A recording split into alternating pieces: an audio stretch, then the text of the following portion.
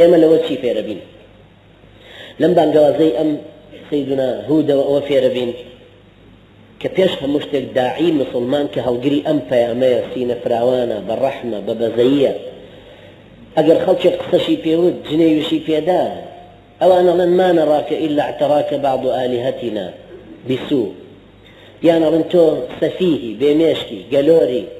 ئەو بەس ئەوەندە دیفاع لە خۆی کاتۆڵە نا من شێت نیم گەلۆریش نیم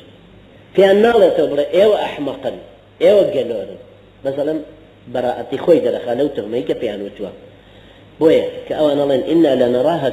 لەنەراکە فی سەفاهەتین وإنا لنظنك من الكاذبين أو بشويك نرمونيانية فرمي يا قومي ليس بي سفاهة ولكني رسول من رب العالمين أبلغكم رسالات ربي وأنا لكم ناصح أمين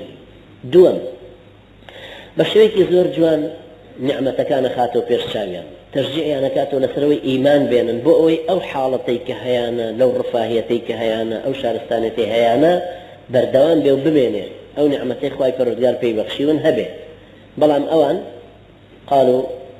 وتيان إما خواكاني إما تويتوشي شيتي كردوا أوش طبعا خوي دائما همو مصلحة أبي حساب بو أبكا كتوشي أو اشتدي سقراط بس أول لي دعوا كركاتي خويك سلطي آلهة كم بكريتو جاي قرتيان دائما بدادقا زهريان دايوت يعني بي خويتو زهر كشي خواردو وكشتشا سقراطي شو فيلسوف يجي قورو مشهوري شا دعوا كردو فقد نفوذي سلطك كم تربيته سهم للروي ناڕەحەت کردنەوە کە ئەو قەومە سەیدنا هودیان ناڕەحەت کردووە و بەشێتیان داناوە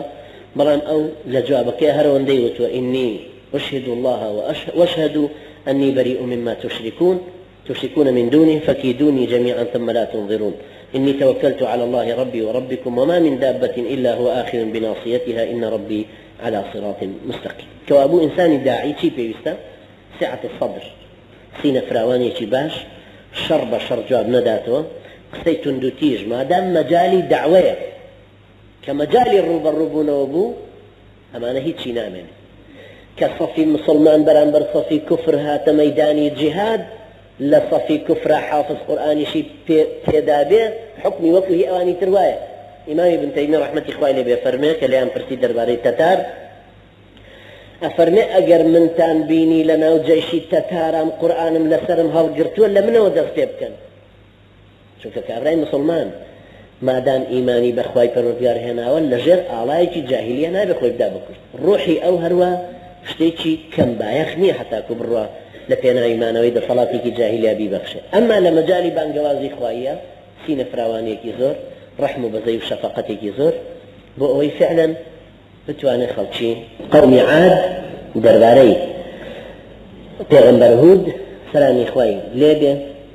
بەڵکو ئینشاءڵڵا ئێمەش استفادە لەو بانگەوازە بکەین لە ئوسلوبی قورئان و ئەو مقدمە و نەتائیجانە دائیمە وەکو چۆن لە ڕێساکانی گەردوونە هەن لە ڕێساکانی گۆڕانکاری کۆمەڵیشە هەن پێویستە ئینسانی مسلمان ورد سەرنج بدە بەتایبەتی لە هەموو گۆڕانکاریەک کە لە بەناوی چیرۆکەکانی قورئانەوە خوای پەروەردگار بۆی باس کردوین کە چارەنووسی میلەتانی تێدایە بەرەو باشیە بەرەو خراپی خوای پەروەردگار ڕەحم بە ئێمەش و ئێوەش بکە و سەرکەوتومان بکە